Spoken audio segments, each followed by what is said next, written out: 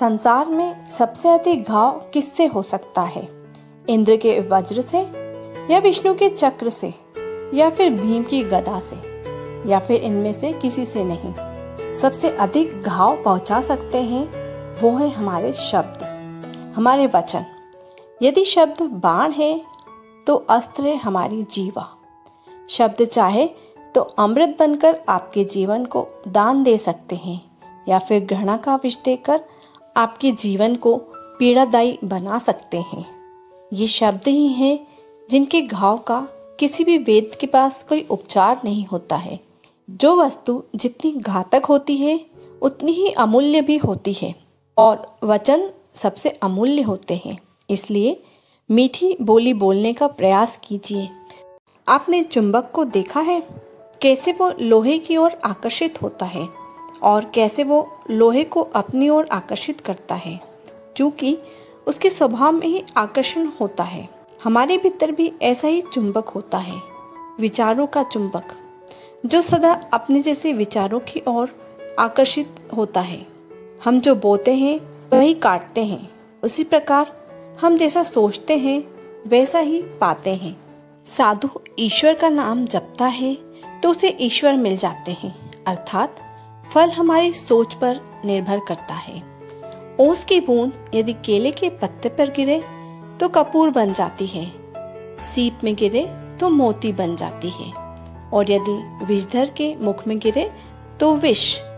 बूंद एक ही है, परंतु उसके प्रारब्ध भिन्न भिन्न है, क्योंकि उसे आकर्षित करने वालों का व्यवहार भिन्न है।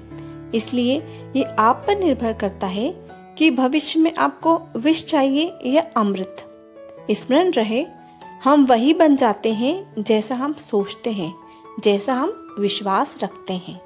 यह आपका विश्वास ही है जो ये निर्धारित करता है कि आपको विष मिलेगा या अमृत। इसलिए अपनी सोच को सकारात्मक रखिए, फिर उसके बाद फल भी आपको सकारात्मक ही आएगा।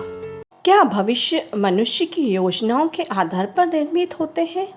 कभी कभी कोई घटना मनुष्य के जीवन की सारी योजनाओं को तोड़ देती है और मनुष्य उस आघात को अपने जीवन का केंद्र मान लेता है।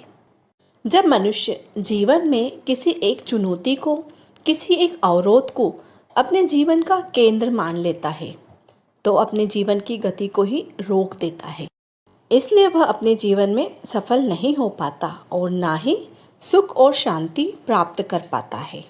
यदि आपको आपके जीवन में किसी एक कार्य में, किसी एक पद पर आपको असफलता मिलती है, कोई अवरोध मिलता है या कोई एक चुनौती मिलती है, तो आप अपना रास्ता बदल लीजिए, नई योजनाओं का निर्माण कीजिए और जीवन में फिर से आगे बढ़ जाइए।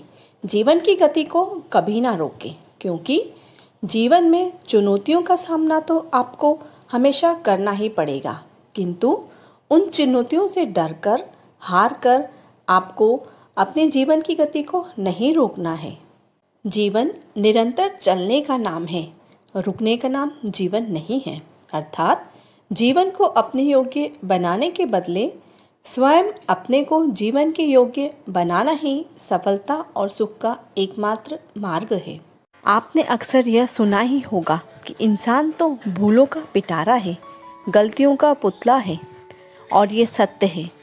भूल भला किससे नहीं होती, और एक नहीं अनेक भूलें होती हैं, किंतु स्मरण रखिए, उन्हीं की वस्त्रों पर कीचड़ लगता है जो कीचड़ साफ करने का प्रयास करते हैं। तो जहाँ प्रयास होंगे वहाँ भूलें तो होंगी ही।